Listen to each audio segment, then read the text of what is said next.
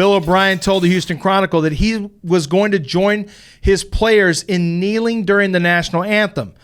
But the question is, how much of a risk is he taking here, potentially alienating part of his fan base? So let's get into this today. I would have said, obviously, AJ, 2 years ago, it would have been a major, major problem, not just for Bill O'Brien, but for anybody kneeling here in the city of Houston. And we know they actively persuaded players not to do that. What about now? Did things change now? Oh, things have definitely changed now. Do you know who Bill O'Brien's fan base is? Does Bill O'Brien have actual fans? I mean, I think that's the things you really have to consider. The guys who should be worrying about alienating a fan base would maybe be J.J. Watt, maybe be Deshaun Watson, because those guys have fan bases. Bill O'Brien is hanging on by a thread right now with Texans fans. Like they're already calling for his head.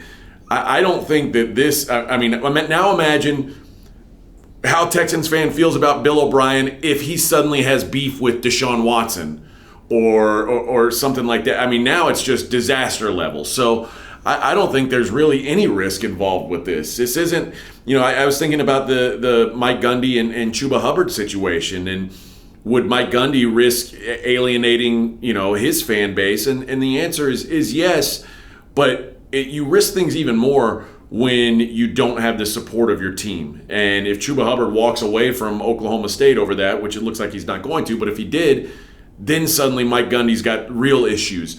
With Bill O'Brien, this is a guy who he's along for whatever anybody says it's going to keep him around a day or two longer. I think, I do think he believes in this. I've talked to people who are close to him, and I know that it was already discussed previously that Bill O'Brien did not necessarily agree with ownership's viewpoint and vantage point on this. But at the time, we know a lot of people just really put their thoughts aside on that from a personal standpoint.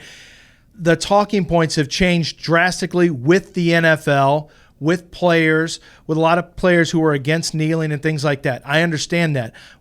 I do think it is going to be a question that cannot fully be answered in terms of how fan bases respond, because we live in a little bit of a media bubble. So we see the instant messaging from Twitter. We see the instant messaging from news media and what players are saying and what coaches are saying, general managers.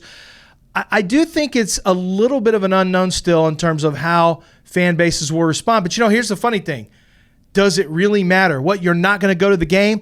There's COVID. You're not going to the game anyway, dummy.